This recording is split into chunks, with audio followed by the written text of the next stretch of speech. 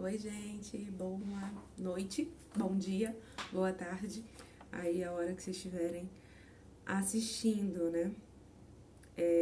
Hoje a gente vai começar as nossas aulas online. Peço desculpa pelo um pouco da demora de lançar essa aula.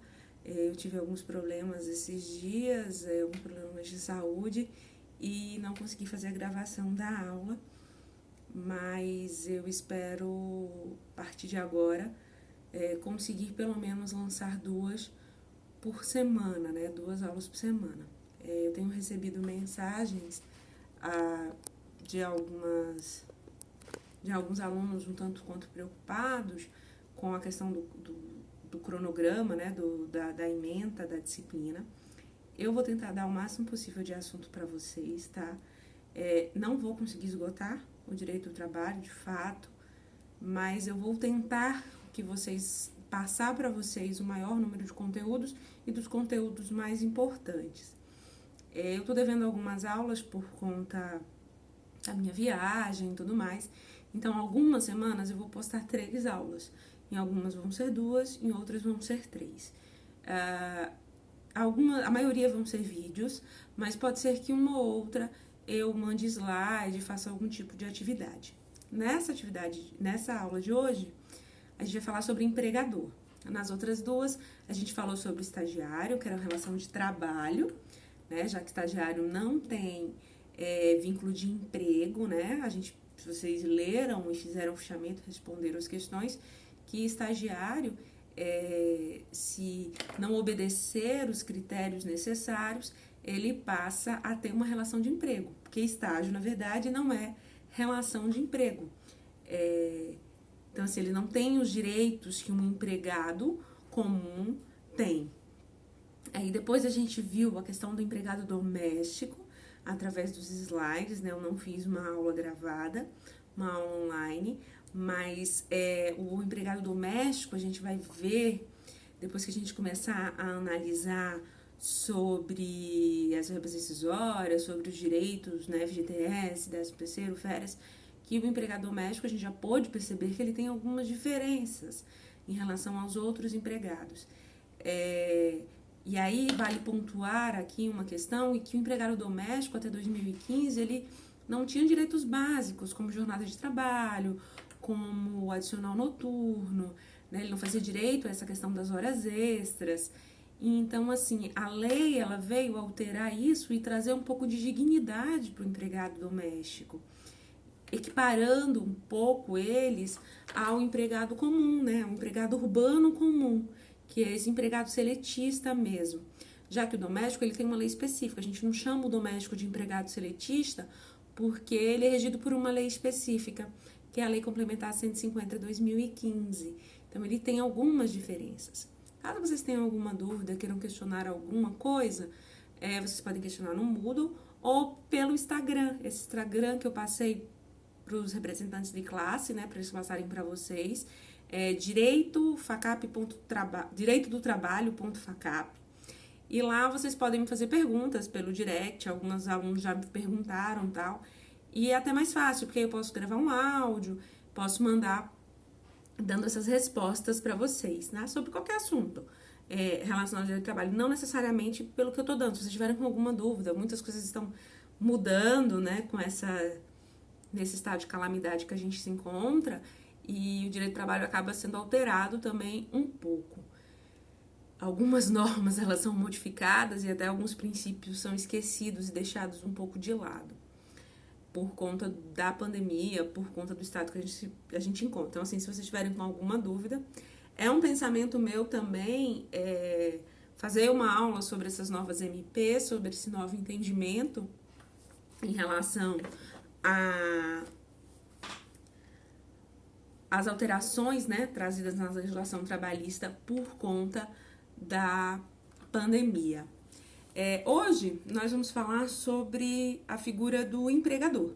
A gente estava tratando esse tempo inteiro da figura do empregado, né? A gente tratou do que é uma relação trabalhista, e aí a gente verifica que a relação trabalhista essa relação empregatícia, né? Eu tenho de um lado o empregado e de um outro lado o empregador. o empregado, a gente já viu vários tipos de empregado, né? A gente viu empregado doméstico, a gente viu empregado rural, a gente viu aquele empregado da CLT mesmo, né? Que é a maioria. Então, a gente viu esses empregados, que é um lado dessa relação, e a gente tem do outro lado o empregador. Então, hoje a gente vai entender quem é esse empregador. A gente entendeu que para essa relação trabalhista acontecer, né, para essa relação de emprego acontecer, é necessário que eu tenha pessoalidade, que eu tenha onerosidade, que eu tenha não eventualidade, que eu tenha subordinação. Né? Então, é necessário que eu tenha esses requisitos para que essa relação exista. E é necessário que eu tenha sujeitos dessa relação. Então, de um lado, eu vou ter um empregado, que é aquele que vai prestar o serviço, é aquele que tem que ser pessoal, né? E do outro lado, eu tenho o empregador, que é o responsável por tomar esse serviço, né? Então, a gente vai entender quem é a figura do empregador, quem é esse empregador e quem pode ser empregador. Então, a questão do empregador a gente encontra no artigo 2º da CLT. Então, é no artigo 2º que vai ter lá dizendo o que se considera empregador. Então, empregador, segundo a CLT, nada mais é do que a empresa individual ou coletiva que assume os riscos da atividade. Vocês lembram que eu falei na aula sobre o princípio da alteridade? Então, quem assume os riscos dessa empresa, quem assume os riscos do empreendimento é o empregador. Então, vai ser empregador qualquer empresa individual ou coletiva que assume os riscos dessa atividade econômica, admitindo, assalariando e dirigindo a prestação pessoal de serviço. Então, cabe ao empregador admitir, assalariar e o quê? Dirigir essa prestação de serviço, né? A ele cabe alguns poderes para que dirija essa relação essa relação empregatícia, né? Esse liame empregatício. Então, professora, empregador então só pode ser empresa individual e empresa coletiva? Só isso que pode ser? Eu, profissional liberal, não posso. Eu, advogado, não posso ter empregado. Você pode pensar, advogado não tem empregado, dentista não tem empregado, médico não tem empregado? Tem. Por quê? Não é só empresa que pode ser empregador. O parágrafo único, ele vai trazer quais são esses empregadores. Ou quais são esses outros tipos, né? Eles equiparam outros tipos de empregador no artigo 2º.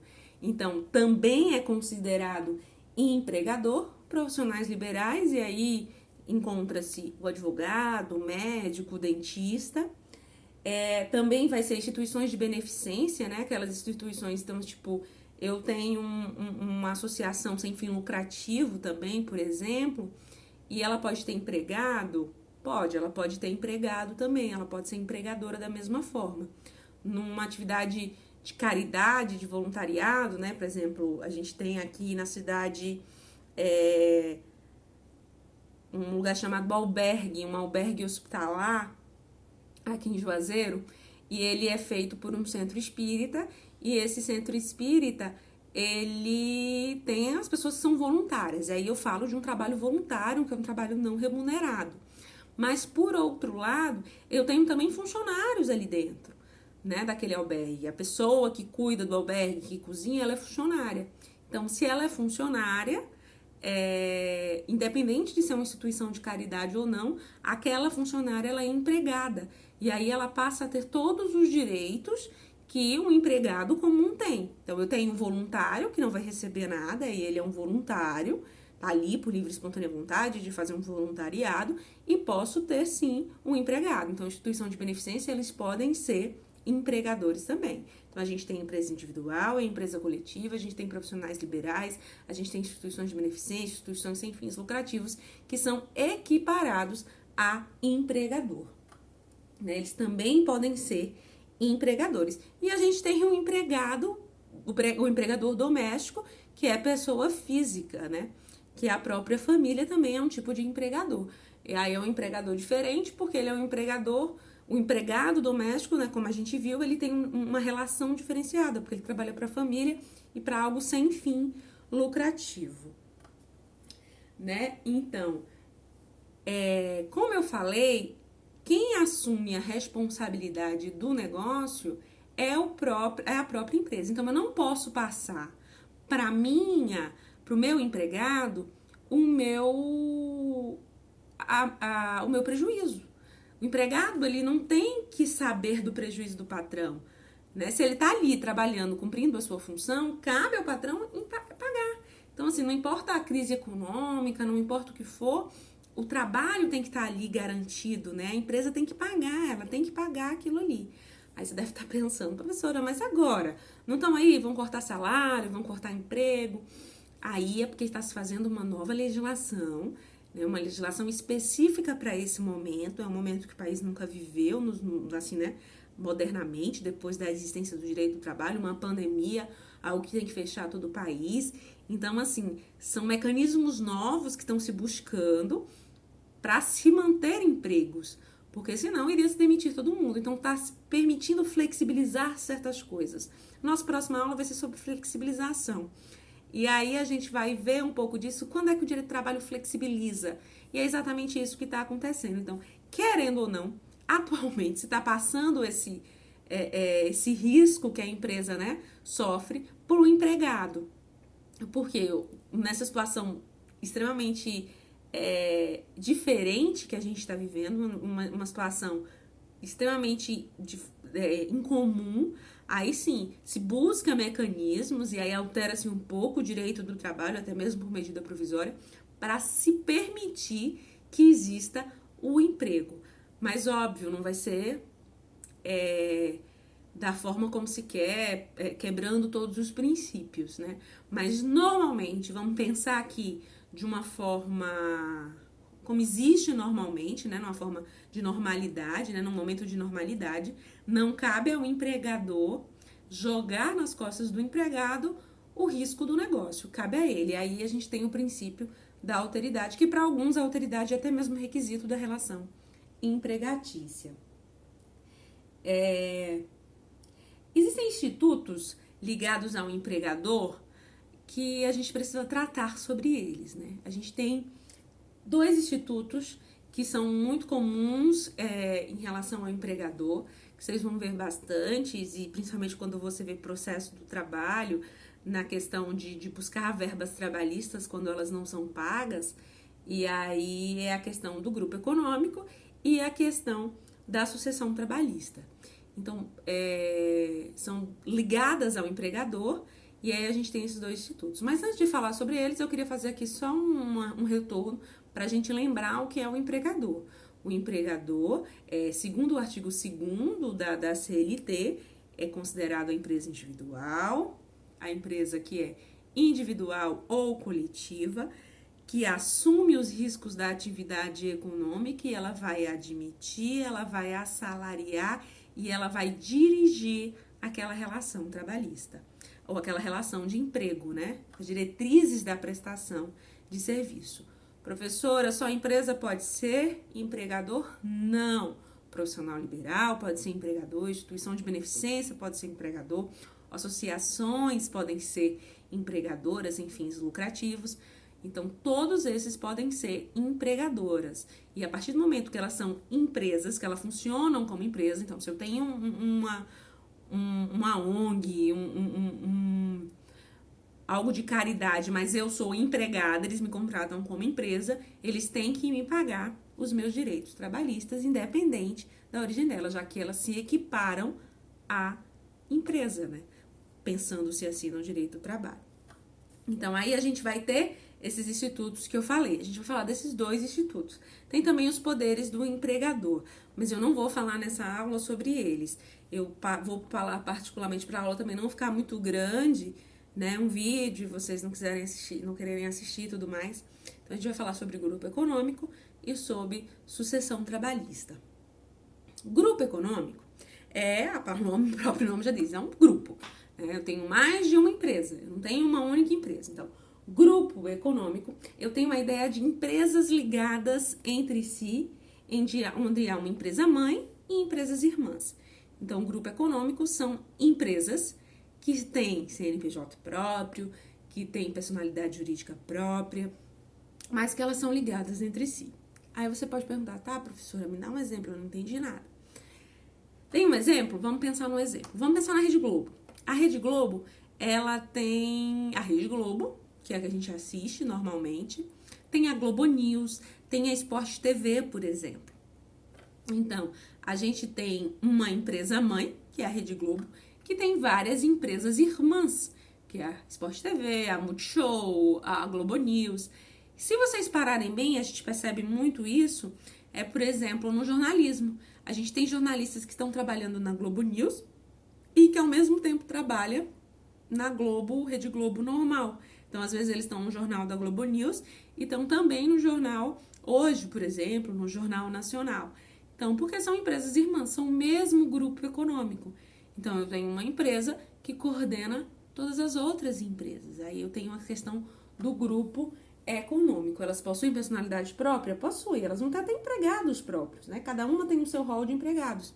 Ela tem CNPJ próprio, ela tem personalidade jurídica própria e ela tem quadro de pessoal próprio também. Cada empresa tem o seu. A Globo News tem os seus funcionários, a Rede Globo tem seus funcionários, o Multishow tem seus funcionários. Mas elas podem ter funcionários em comuns? Podem ter funcionários em comum.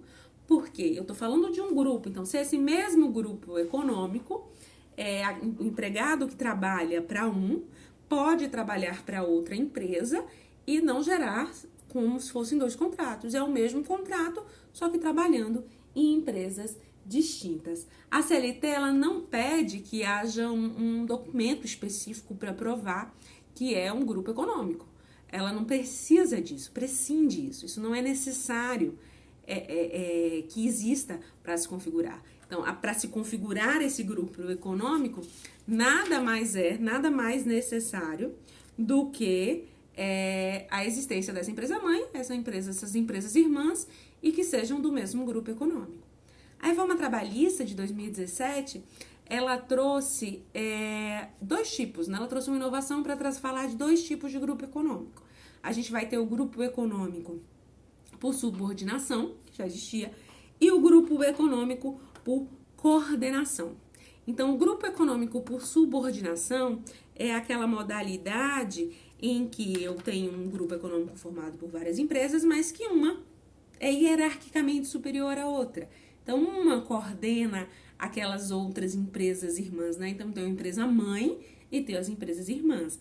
E aí, a gente pode pensar nesse exemplo da Rede Globo que eu dei, por exemplo. A gente tem a Rede Globo e essas outras empresas, né? Então, esse grupo econômico, ele há uma subordinação de uma empresa que gere as outras empresas, né? Elas controlam as outras empresas. A reforma trabalhista, ela trouxe um novo tipo, além desse que já existia e continua existindo, ela trouxe um outro tipo de grupo econômico. E aí a gente vai falar do grupo econômico por coordenação. Então, para existir um grupo econômico por coordenação, é necessário que tenha um interesse integrado, a efetiva comunhão de interesses e a atuação conjunta das empresas integrantes. Então, aqui não é necessário que tenha essa hierarquia. Se houver essa integração das empresas, já se configura o grupo econômico. Então, isso foi trazido pela reforma trabalhista, né, em 2017. É algo mais recente, né, que cada uma ela vai ter a sua autonomia da mesma forma como a subordinada, a por subordinação, mas é necessário que tenha esses três requisitos: interesse integrado, efetiva comunhão de interesses e atuação conjunta das empresas. E aí eu vou ter o grupo econômico por coordenação. Isso é previsto no artigo 2º Isso é previsto no artigo 2º da CLT, né? Esses dois tipos de grupo econômico. Qual é a consequência, professor, então, de se ter ou não um grupo econômico? A consequência é essa responsabilidade. A responsabilidade do grupo econômico, ela vai ser uma responsabilidade solidária. Não sei se vocês já viram isso em direito civil, mas a gente tem responsabilidade subsidiária e responsabilidade solidária. A subsidiária é, primeiro cobre de um, para depois cobrar do outro. A responsabilidade solidária, eu vou cobrar ao mesmo tempo de todos. Então, quando a gente fala em grupo econômico, a gente fala de responsabilidade solidária. Então, se existe um grupo econômico, vai sempre existir a responsabilidade solidária. Eu não preciso cobrar de uma empresa para depois cobrar da outra. Eu cobro de todo mundo ao mesmo tempo. Então, eu preciso botar todo mundo do grupo econômico no polo ativo, no polo passivo? Não precisa botar todo mundo do grupo econômico, não. Mais um vai cobrar do outro. Por exemplo, eu tinha um processo que era contra o Banco IB. Era sobre esse pessoal de cartão, que esse povo que fica fazendo cartão na rua. Eu tinha alguns processos relacionados a eles e para equiparar financeiro. E o Banco IB é Banco Bradesco. Então, a gente entrou contra o Banco IB e contra o Banco Bradesco. E quem pagou a conta foi o Banco Bradesco, porque ele é a empresa mãe, né? Ele que coordena todas essas outras empresas. E aí eles mesmos no contrato social, quando eles colocam várias empresas que eles são do mesmo grupo econômico. Então, eu não precisei primeiro, vou cobrar do IB para depois cobrar do Bradesco, não. Todo mundo é solidário. Então, se você não pagar, o juiz vai bloquear de quem ele achar o dinheiro lá do grupo econômico e pronto. Então, vai cobrar do Bradesco. Não tem essa necessidade dessa subsidiariedade que existe, por exemplo, na terceirização.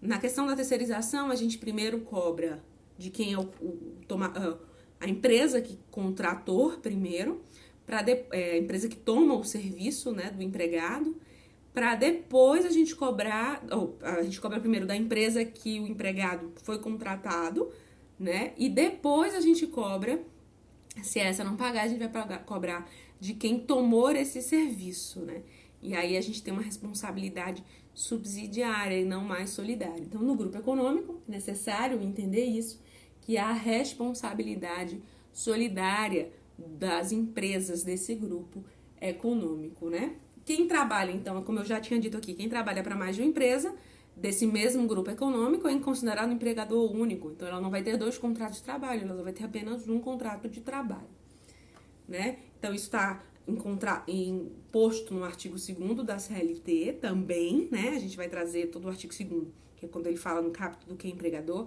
e nos seus parágrafos ele vai detalhar o que é grupo econômico, que podem ser 2, por subordinação ou por coordenação. Então, cada um vai ter sua autonomia, não tem problema, vai ter, mas no grupo econômico